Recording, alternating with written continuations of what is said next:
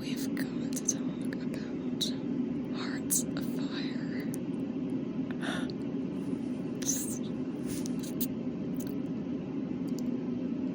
I get so excited. Oh my god. Hearts of Fire, dude. So,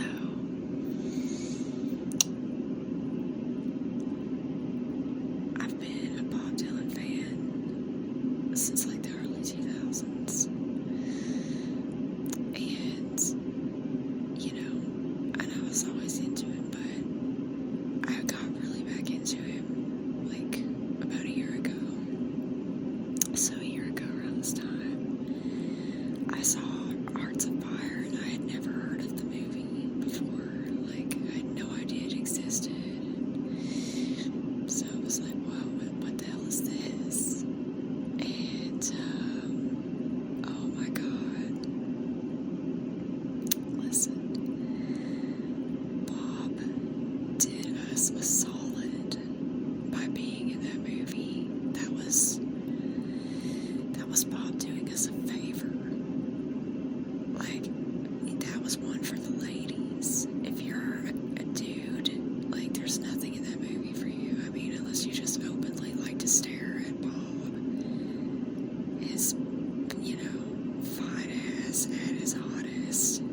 It's like, in my opinion at least, in the 80s.